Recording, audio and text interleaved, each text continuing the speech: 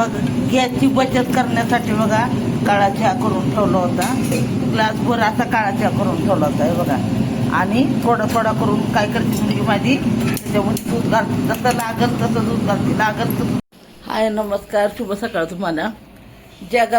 जगापेक्षा ना एवढी वाईट परिस्थिती आमच्यावर आलेली आहे ना, तुम्हाला सांगूच शकत नाही मी.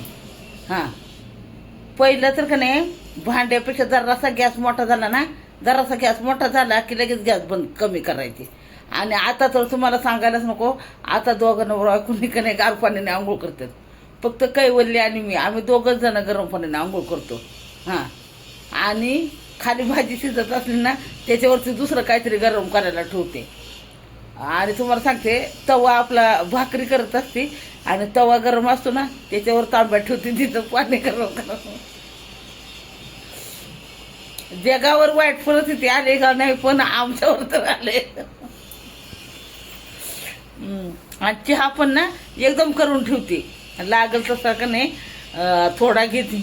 एवढी बचत काय तुम्हाला सांगू, लय बेकार. आणि पाणी तर ना अर्धच भांडं पाणी ठेवते गॅसवरती गरम करायला, तेच चांगलं गरम करते आणि देते.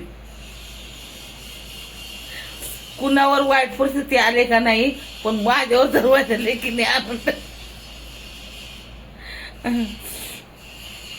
मला आणि कैवल्याला, आम्हाला दोघांना गरम पाणी, ती दोघं नवरा बायको गार पाण्याने चांगलं करतं. कर मला म्हणली मम्मी तू व्हिडिओ. हां, खरोखर ना म्हणजे हे म्हणजे हसण्यासारखं नाही, पण कधी कुठली परिस्थिती येईल तर सांगता येणार नाही.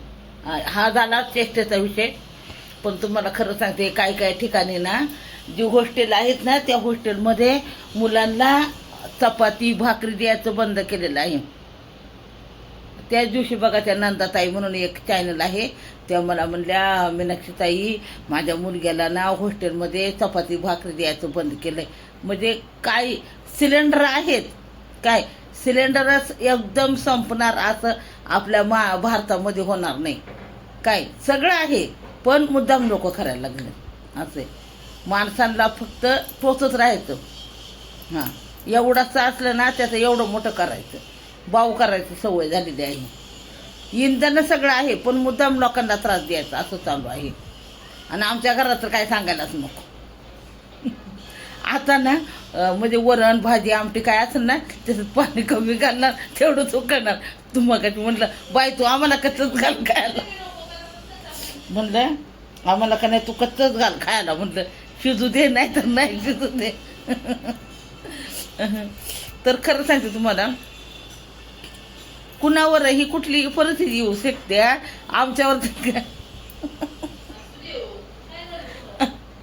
लय म्हणजे मजेशीर विषय आहे हा. तुम्हाला मजा वाटते, पण कुठला खरं अवघड विषय आहे हा. पोरगी माझी लयच बचत करायला लागली आता. काल परवापासून ना थंडच पाण्याने आंघोळ करते, कारण परत 40 दिवसाशिवाय सिलेंडर बुक नाही ना करायचा, त्यामुळे अजून जरा जास्त घाबरलेले आहे. तुमच्या इथं काय परिस्थिती आहे मला कमेंटमध्ये नक्की सांगा बरं का. माझा व्हिडिओ आवडला ना तर छानपैकी कमेंट करा. माझी साडी कशी वाटते मला सांगा.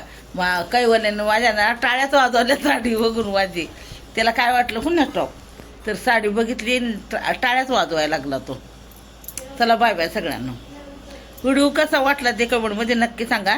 आणि तुमच्या घरामध्ये काय परिस्थिती आहे ते पण सांगा तुम्ही.